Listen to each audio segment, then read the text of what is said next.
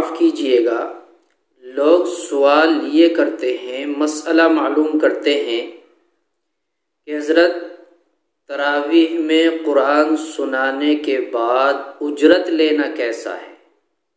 उजरत का नाम देते हैं। बड़े ताज्जुब की बात है कि हम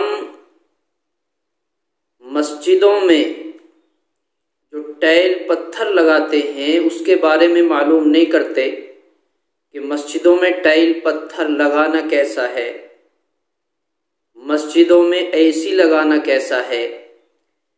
निकाह हमारे होते हैं उसमें हम मालूम नहीं करते कि जूती चुराई के पैसे देना जायज़ है या नहीं है, थाली देना जायज़ है या नहीं है, बारात ले जाना जायज़ है या नहीं है।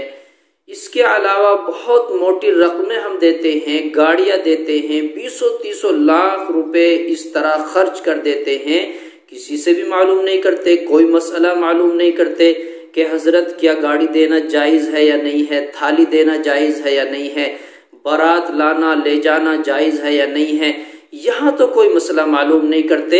जब इमाम निकाह पढ़ा देता है तो अब मसला मालूम करते हैं कि हज़रत क्या निकाह के पैसे लेना जायज़ है। हालांकि 500, 1000, 2000, 2500 रुपए का मसला होता है, इससे बड़ा नहीं। कोई ज्यादा बड़ी शादी है 5000 रुपए, ज्यादा से ज्यादा 5000 रुपए। 5000 रुपए के दूल्हा जूते नहीं पहनता, 10,000 रुपए के पहन के आता। मामूली से मामूली, छोटी से छोटी चीज की इतनी कीमत नहीं होती जितनी इमाम को देते हैं। बिल्कुल छोटी से छोटी चीज की कीमत भी ज्यादा होती। वहां मसला मालूम करते और लोग इश्काल करते। किसी के जहन में भी बात नहीं आती कि कम से कम इमाम को उजरत नहीं ले रहा हो, दीगर इखराजात आपने किए हैं, इमाम को हदिया समझ के दे दिया करें। इमाम भी तो आपके बच्चे हैं, आपके बेटे हैं, आपके खानदान वाले हैं। बात चली गई। तो तरावीह में कुरान सुनाने पर उजरत का नाम देते हैं। मेरे अजीजों, ये उजरत नहीं है। सबसे पहली बात यह है कि कुरान सुनाने वाला अल्लाह की रजा के लिए सुनाता है। उसके जहन में यह नहीं होता वो सिर्फ अल्लाह की रजा के लिए सुनाता है। अगर जहन में यह होता तो वो आपसे तय कर लेता, वो पहले मामला कर लेता कि मुझे इतनी रकम चाहिए, कुरान सुनाने पर मुझे इतनी कीमत चाहिए। जर्रा बराबर भी कोई भी तय नहीं करता। तो कुरान सुनाने के बाद हमारा हक होता है कि हम इमाम को हदियतन दे, इमाम को हदिया दे। इमाम के लिए हम अपनी जायज कमाई की कुछ रकम दें। क्यों दें? आपके यहाँ इमाम ने पूरा वक्त लगाया है, पूरा महीना गुजार दिया। आप बाजारों में शॉपिंग के लिए जाते हैं, बच्चों को भी लेके जाते हैं, बीवी को भी लेके जाते हैं, कीमती कपड़े खरीदते हैं, महंगे से महंगी जूतियां खरीदते हैं, जेवरात खरीदते हैं। शॉपिंग आपकी 15-20 हजार से कम की नहीं होती। और थोड़े बड़े घराने चले जाएं, 50,000 की, 1 लाख की शॉपिंग होती है। आ गई, बच्चों के लिए सामान खरीद ले। फी बच्चे के लिए कम से कम आपने 5-6 हजार, 10,000 रुपए का सामान खरीद लिया। क्या ख्याल है? जब आपके यहाँ इमाम ने कुरान सुनाया और आपने उसे उजरत का नाम देकर रकम नहीं दी, इमाम घर जाएगा, बच्चे कहेंगे अब्बू आ गए, अब्बू आ गए। अब वो कपड़े बनाने की तमन्ना करेंगे। क्या बाप ये कहेगा कि बेटा मैं कुरान सुना के आया हूँ, सूरह बकरा का सवाब तुम्हें मिल जाएगा। बीवी से कहेंगे कि फुला सूरत का सवाब तुम्हें मिल गया, फुला सूरत का सवाब तुम ले लो, मैं कुरान सुना के आया हूँ, इस कुरान की उजरत जो है सवाब अल्लाह दे रहा है, उसे तकसीम कर लो। क्या बच्चों की ज़रूरतें पूरी हो जाएंगी? क्या उस इमाम के घर में खुशियां आ जाएंगी, क्या वो इमाम ईद खुशी के साथ अपने बच्चों के साथ मना सकेगा? दूसरे बच्चे खेलते हुए होंगे, बेहतरीन लिबास पहने हुए होंगे, बेहतरीन जेवरात बच्चों ने पहने होंगे और खुश मिजाज खुशो खुर्रम खेलते कूदते नजर आएंगे। अगर आपने हदिये की शक्ल में इमाम को कुछ न दिया तो उस इमाम के बच्चे मायूस नजर आएंगे, उस इमाम के बच्चे रोते हुए नजर आएंगे। आप उजरत का नाम देते हैं, जायज नाजायज का नाम लेते हैं। आप अपने बच्चों को, अगर मसला यही है तो अपने बच्चों को हाफिज कुरान बनाओ, कुरान सुनाओ, खुद हाफिज कुरान बनो, कुरान सुनाओ। मालदार तो हाफिज बन नहीं सकते और गरीब हाफिज बनते हैं। आप उजरत का नाम लेकर उन्हें हदिया तहाइफ नहीं दे सकते तो हाफिज कौन बनेगा? दीन आगे कैसे बढ़ेगा? दीन कैसे चलेगा? इस बात का हमने ख्याल नहीं किया, ये बात हमने नहीं सोची। कम अज कम इमाम को अपना बेटा समझ ले कि मेरा एक बेटा ये भी है, मेरे 3 या 4 बेटे हैं, 5वां बेटा ये है, मैं बाजार जा रहा हूँ बच्चों के लिए सामान खरीदने, मेरा एक बच्चा इमाम भी है, मैं इसके लिए भी सामान खरीद के लाऊंगा। मेरा एक भाई इमाम भी है, मैं इसके लिए सामान खरीद के लाऊंगा। मैंने बच्चों के लिए खुशी में ईद के लिए कुछ पैसे दिए हैं कि बेटा चीज वगैरह खा लेना। आप ये समझ लेना कि ये मेरा बेटा है और इसके भी बच्चे हैं, मैं इनको कुछ जायद तोहफतन पैसे दे दूं कि लो इमाम साहब ये हदिया है मेरी तरफ से, आप ईद पर बच्चों को कुछ खिला देना, कुछ सामान खरीद के लेके आ जाना। तबीयत खुश हो जाएगी।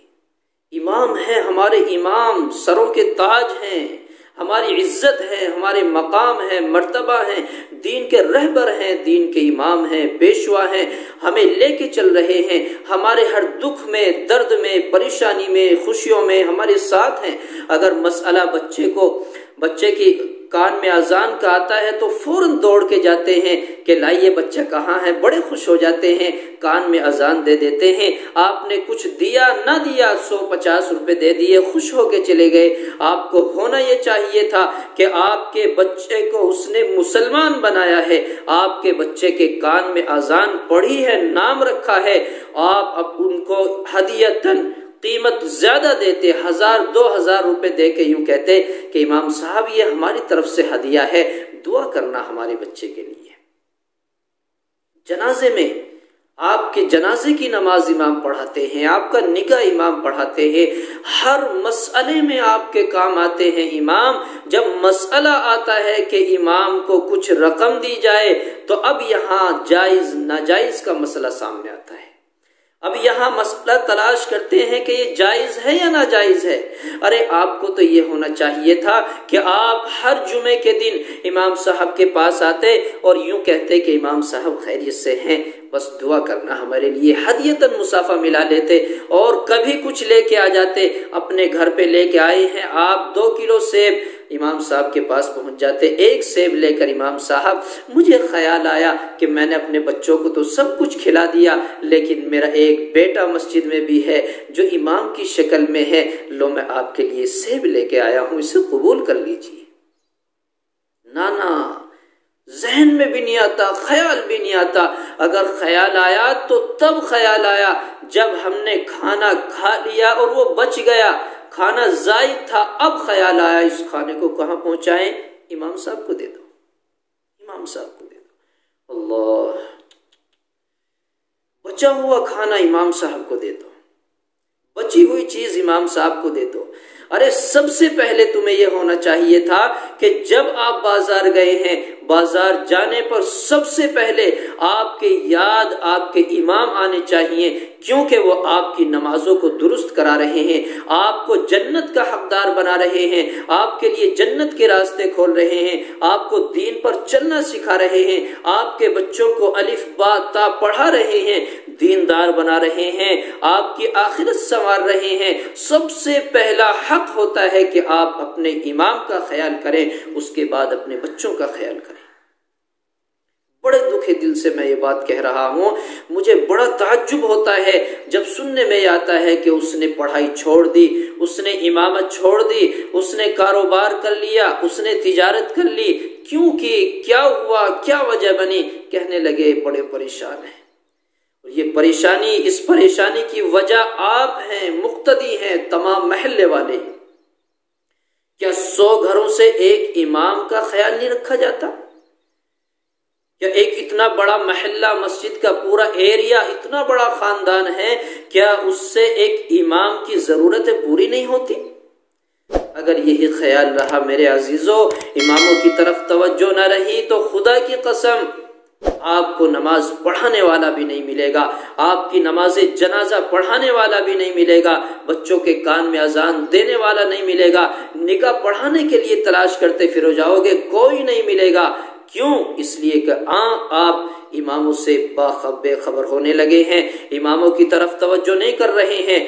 इस बात को बड़े ध्यान और तवज्जो से याद रख लेना और बिल्कुल गिरह लगा लेना, क़यामत तक ये बात याद रहनी चाहिए। आप अगर 10, 20, 50 रुपए इमाम पे खर्च कर देंगे, आपकी शान में कमी नहीं आएगी, आपकी मालदारी में कमी नहीं आएगी, बल्कि आपका मकाम भी बढ़ेगा, इज्जत बढ़ेगी, रफ़अत बढ़ेगी, बरकतें और रहमतें आएंगी, अल्लाह की तरफ से इनामात आएंगे। क्योंकि आप मेरे उस आका जनाब मुहम्मदुर रसूलुल्लाह सल्लल्लाहु अलैहि वसल्लम के वारिस को, जिसने इस उम्मत के लिए रो रो के बुरा हाल कर लिया, कभी किसी वक्त इस उम्मत को ना भुलाया, मेरे आका जनाब मुहम्मदुर रसूलुल्लाह सल्लल्लाहु अलैहि वसल्लम के उम्मत के वारिस का आप ख्याल रख रहे हैं।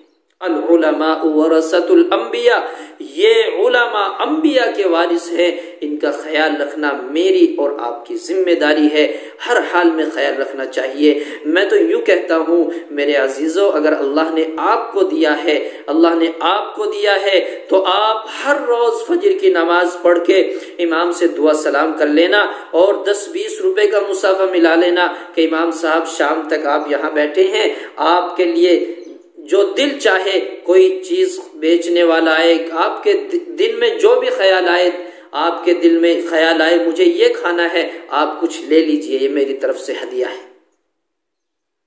आपकी इमामत भी बेहतर होगी, आपकी मस्जिदें भी संवर जाएंगी, आपके इमाम ही रहेंगे।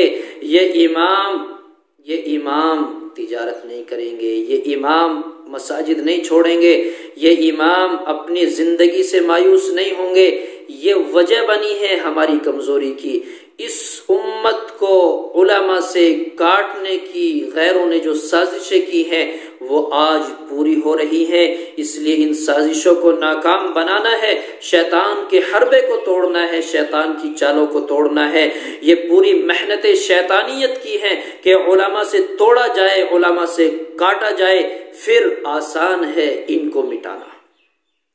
इसलिए अगर मजहब इस्लाम की हिफाजत चाहते हो, मजहब इस्लाम को बुलंद करना चाहते हो, मजहब इस्लाम को मजबूत बनाना चाहते हो, तो अपने उलमा को मजबूत बनाओ, मसाजिद, मदारिस, खानकाहों की हिफाजत करो और इनमें जब भी जरूरत पड़े बढ़ चढ़ के हिस्सा लीजिए। कभी भी रूगर्दानी ना कीजिए, कभी भी इनकी तरफ से पीठ ना फेरिए। अल्लाह आपको जज़ाए खैर देगा। आप इनकी कदर कीजिए, अल्लाह आपकी कदर करेगा। आप इनको बढ़ावा दीजिए, अल्लाह आपको बढ़ावा देगा। मेरी यही चंद बातें थीं और मैं आप सभी हजरात से गुजारिश करूंगा, हाथ जोड़ के गुजारिश करूंगा कि अपने इमामों की, उलमा की कदर कर लीजिए।